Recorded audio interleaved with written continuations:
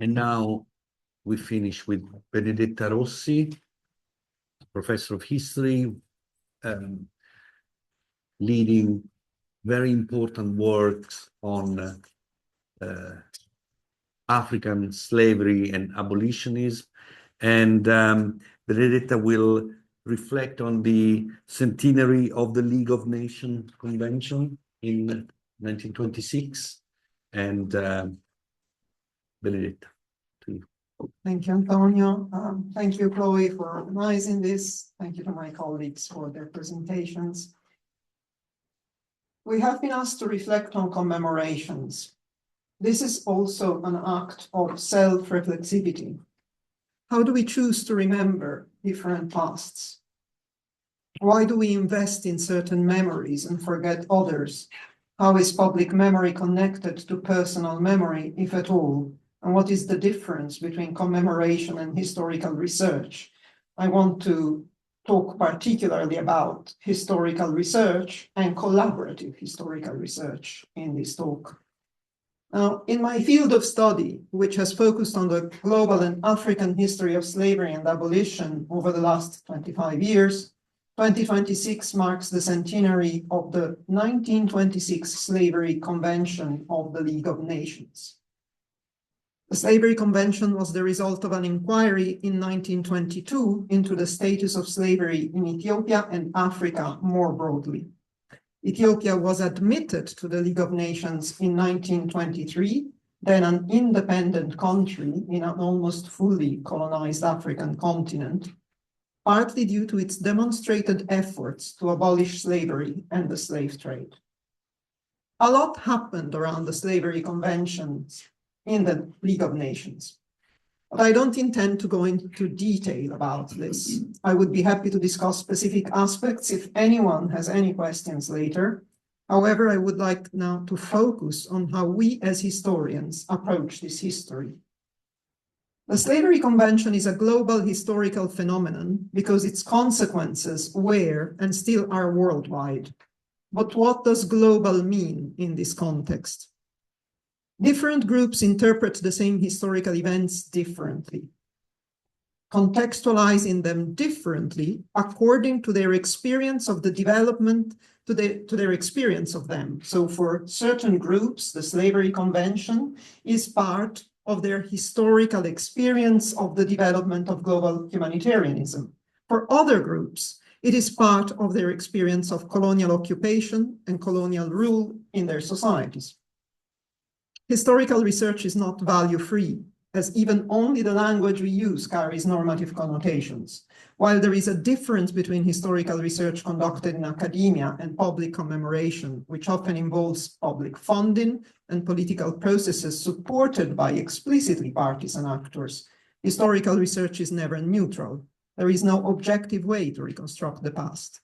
However, as historians, we can be guided by what we may call a methodological reciprocity in our research. We can acknowledge that the various groups involved in past events had different experiences and different perspectives on the very same event.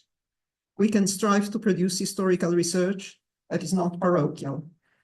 The term Eurocentric is often used, but there are many forms of ethnocentrism. When teaching the history of the Central Sahel, for example, I encourage my students to consider the Sokotocentrism, evident in sources written by leaders of the reformist Islamic Jihad that resulted in the establishment of the largest Islamic caliphate in 19th century West Africa. To avoid a Sokotocentric view of history in the Central Sahel, we can read texts authored by those who lost out in the Jihad. The leaders of the Islamic reform movement that resulted in the Jihad wrote detailed treatises arguing that their violence was justified by the corruption and injustice of the regional rulers and their courts prior to the Jihad. They also explained why, in their view, enslaving unbelievers and apostates was justified if they did not accept the reformists' norms and values. Enslavement of the enemy was often an alternative to killing the enemy in war. However, many challenged the interpretations of the Sokoto leaders. The Sultan of Borno, another extremely important empire, Islamic empire, around what Lake Chad in the map. The Sultan of Borno exchanged letters with the leaders of the Sokoto Jihad, asking them how they could enslave other Muslims. Many Hausa-speaking groups left Sokoto and formed a diaspora, continuing to engage in practices that they defended as morally viable, but which the religious reformist elites of Sokoto condemned. In other words, the Central Sahel of the 19th century had a local ethics of slavery that was codified in laws, embodied in institutions, and debated extensively by those in positions of authority. Studying the history of the Central Sahel involves understanding these dynamics that would become closely intertwined with Britain and France when they began to establish diplomatic relations with the region and its societies. An important aspect of these relations centered on the slave trade and its abolition. And for example, Hugh Clapperton, one of the first Europeans to reach Sokoto, signed an agreement with Mohammed Bello, the second Sultan of the Sokoto Caliphate, in 1825, which was meant to lead to the end of the transatlantic slave trade, as both Sultan, the Caliph, Mohammed Bello, and Britain, which was represented in this case by Hugh Clapperton, were opposed to the transatlantic slave trade, albeit for different reasons. And this document is a very important document that shows the convergence of different understandings of anti-slavery from perspectives that come from the Islamic Central Sahel on the one hand, and abolitionist and increasingly imperialist Britain on the other hand. Until the 1870s, 1880s, there had been hardly any contact between Europe and the Sokoto Caliphate region, except for these individual encounters between explorers and some rulers that resulted in intellectual exchanges very often. The Sokoto Caliph, for example, drew a map of the Caliphate for Hugh Clapperton, a map that gives us an understanding of how he saw the history and geography of the society he ruled upon. The most meaningful contacts, however, progressively came with the Sokoto Caliphate, came from missionaries from the south who approached the Sokoto Caliphate from the Atlantic coast of West Africa. And many of these missionaries were so-called liberated Africans. That is, these were persons who had experienced enslavement directly, who had been sold in the transatlantic slave trade, who had the ships in which they were sent off on the slave trade were intercepted by the Royal Navy. They were freed in Freetown, and then eventually they joined the missionary order. They followed missionary education, they joined the Church Missionary Society, and eventually an entire African-led mission led by Bishop Samuel Ajayi Crowther, the first Anglican bishop from the first African Anglican mission in that region, led an all-African mission along the banks of the river Niger. And the northernmost post of this region was at the southern edge of the Sokoto Caliphate.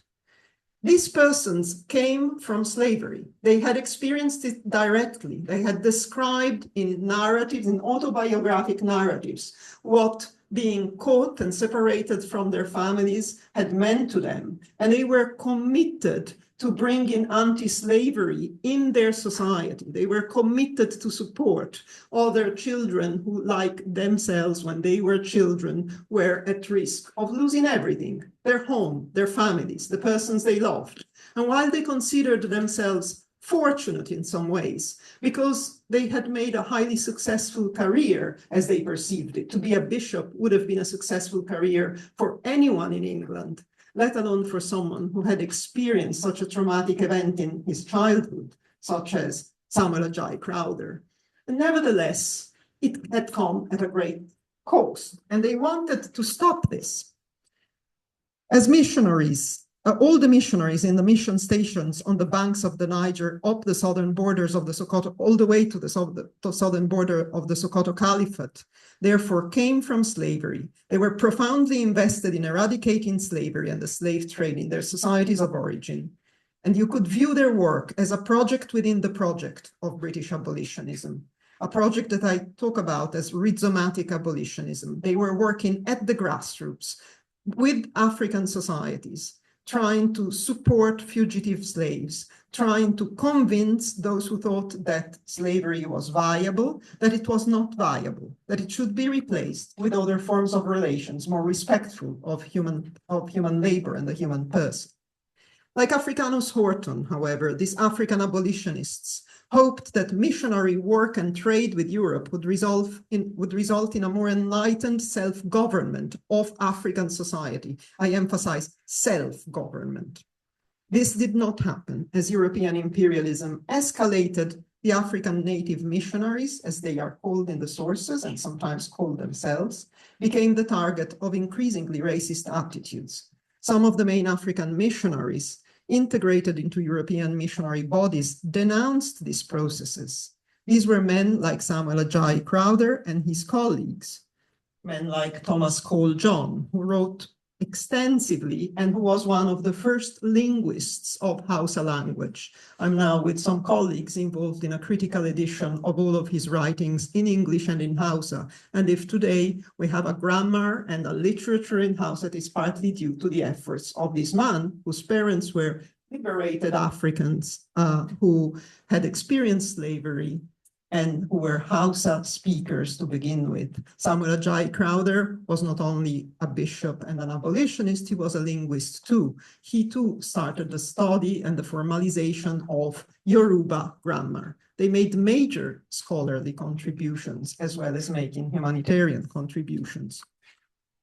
Even in East Africa, we have another example. This is not only an Anglican story. The characters I have discussed so far were integrated in the Church Missionary Society, but it's also a general story. This is Daniele Sorur Farim Den, also enslaved as a young child, freed by the Comboni order, grown up, become an abolitionist in the order, worked back in Africa and in Europe, and eventually denounced not only ongoing slavery in his society, but also the racism that he had to face within his Catholic order, just as many of the Anglican missionaries had to do in the 1870s and 1880s. Eventually, around the turn of the 20th century, European powers occupied these regions.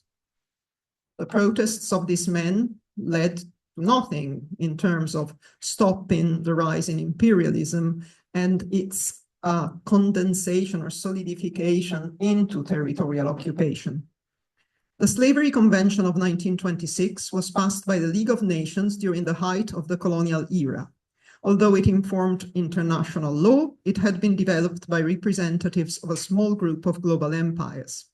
The convention defined an enslaved person as someone over whom any or all of the powers attaching to the right of ownership are exercised. This, legally speaking, in international law is a very important moment when slavery is assimilated to property right, as opposed to coerced labor or unfree labor only. I'm not going to go into that, but if anyone is interested, we can have a discussion. This definition is still used in international law today and has been adopted in many national legislations of Africa and around the world. The convention gave power to a committee on slavery. This meant that different colonial powers could not act as they wished in their own colonies, but were accountable to an international organization and to each other. When they started having to report back to this organization within the League of Nations, individual colonial powers and administrators also had to practice what they had preached and really seek to implement their anti-slavery legislation in their colonial territories. And indeed, for historians of Africa, there is a clear change in the 1920s and 1930s after this convention is passed and the League of Nations Commission is monitoring the actions of the administrators on the ground. A lot of the fugitive slaves are actually listened to. They're actually supported in their protest for the continued claims of persons acting as their owners. By 1926, almost the entire continent of Africa was under European control. There were, however, two notable exceptions, Ethiopia and Liberia. Liberia was notable as a republic governed by the descendants of enslaved African Americans. A republic, I mean, an oddity in that 1926 world, not just in Africa, but beyond. Ethiopia was a country where Christianity had existed for almost as long as in Europe. In the late 19th century, the Ethiopian Orthodox Kingdom, headed by the ruler Menelik, expanded, took over an area 3 times its original size within 20 years and became a vast, internally diverse empire. In this context, slavery and the slave trade had been widespread. And there had been pressure by the international anti-slavery movement on Ethiopia to address the issue of ongoing slave trade within its territory, which, as I said, was independent. Ethiopia was a member of the League of Nations for around 12 years until fascist Italy occupied it in 1935. This occurred despite Emperor Haile Selassie's significant efforts to demonstrate his government's abolitionist activities and commitment. The history of Ethiopian anti-slavery is rich and detailed, but scarcely known. I cannot go into too much detail on this here, but I can refer to the work of a team of researchers with whom I have been collaborating very closely.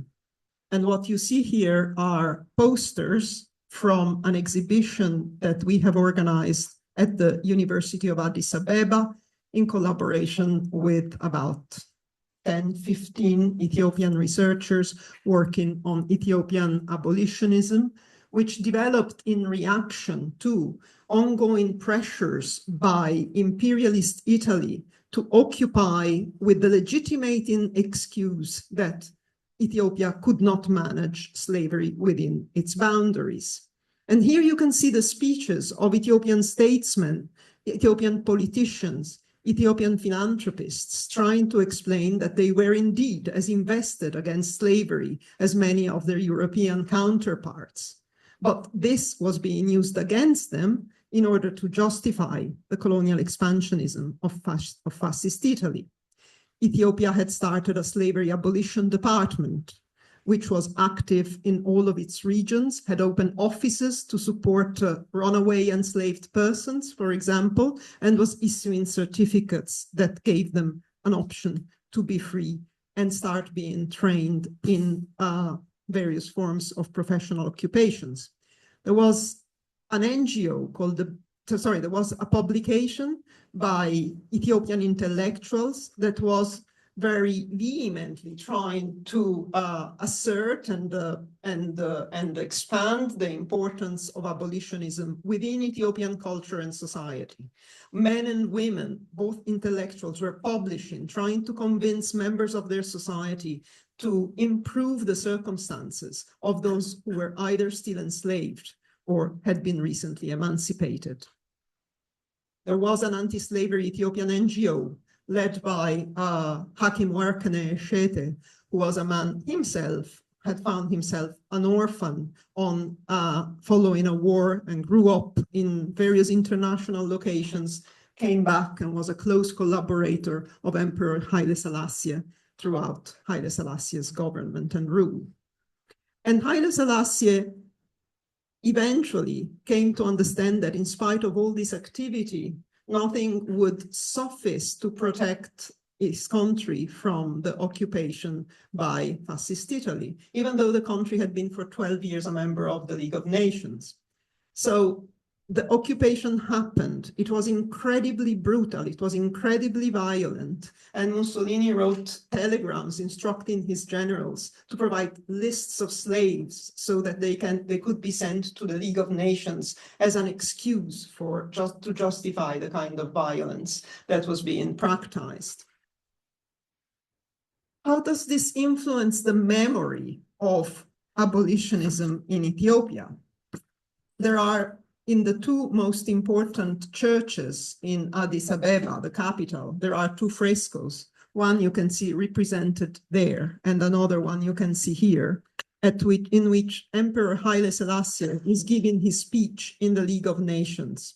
The speech was given in 1935. He talked of betrayal, when he was making all the efforts that he could have possibly made by fellow members of the League of Nations. And this has remained so much in public memory that in the most important churches of Addis, some of the frescoes portray the emperor standing and speaking to the representatives of the European empire primarily, but not only the global world powers.